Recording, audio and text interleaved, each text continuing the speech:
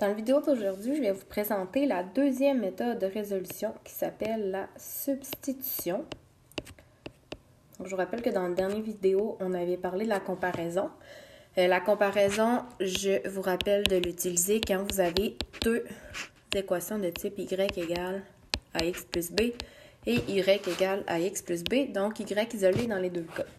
Pour la substitution, on va favoriser cette méthode-là quand on va avoir une des deux variables isolées.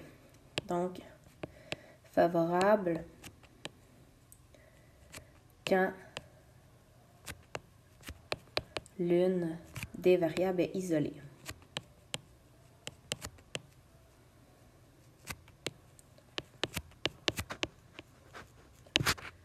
Par exemple, on aurait x égale à 3y plus 8 et une autre équation dans laquelle on aurait y égale 4x moins 10. Donc, le but, c'est toujours de trouver le point de comparaison entre nos deux droites. Simplement que selon les formes des équations que vous allez avoir, il y a des méthodes qui sont plus faciles. Comme quand votre x est isolé. Quand l'une ou l'autre des variables est isolée, dans le cas ici, c'est x, mais quand le x est isolé, on va pouvoir directement aller le remplacer au lieu de ce x-là. Donc, quand on va réécrire l'équation, on va écrire y égale 4.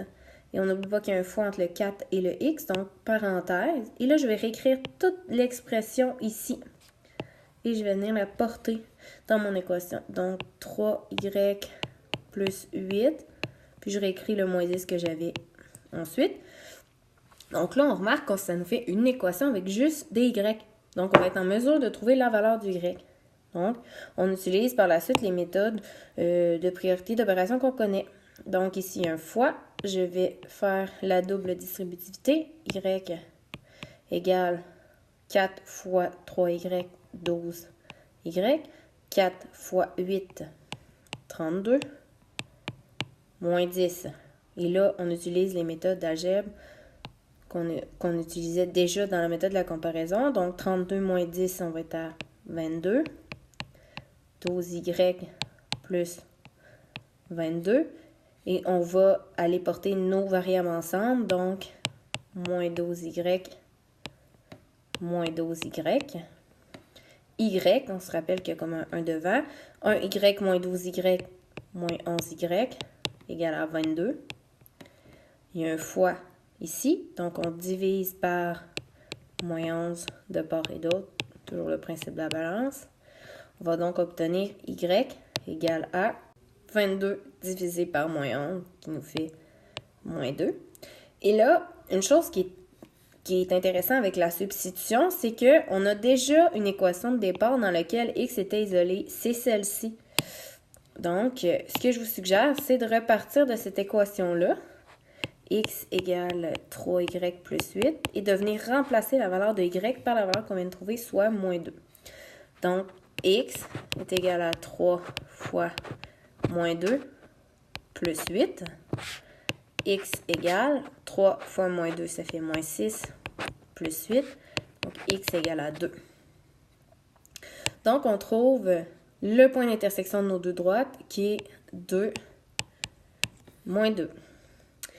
Et cette méthode-là, on ne vous oblige pas à l'utiliser.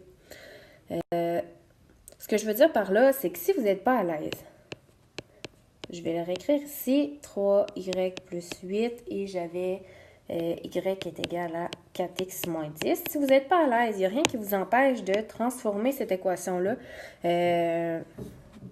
sous la forme ax plus b. Donc, isoler y dans votre équation. Donc, on aurait y égale x moins 8 sur 3. Moi, je vous conseille pas de faire ça parce qu'ici, vous avez la possibilité de faire des erreurs en isolant. Donc, les petites erreurs algébriques pourraient venir se glisser. Mais sinon, mis à part ça, si vous êtes quand même à l'aise en algèbre, ben, ça va revenir au même si vous voulez par la suite continuer 4x moins 10 égale à x moins 8 sur 3. Je vais multiplier par 3 de part et d'autre. N'oublie pas de multiplier chacun des termes, donc 12x moins 30 égale à x moins 8. Et par la suite, je vais faire plus 30, plus 30. Je vais donc avoir 12x égale à x plus 22. J'envoie mon x de l'autre côté. 11x égale à 22. On divise par 11. X égale à 2. Je reprends une des deux équations. 4 fois 2 moins 10. Donc, 8 moins 10, y égale moins 2. Donc, on remarque que ça donne exactement la même affaire. Peu importe la méthode que vous allez utiliser. Mais quand vous avez une ou l'autre des variables isolées, je vous suggère d'utiliser la substitution.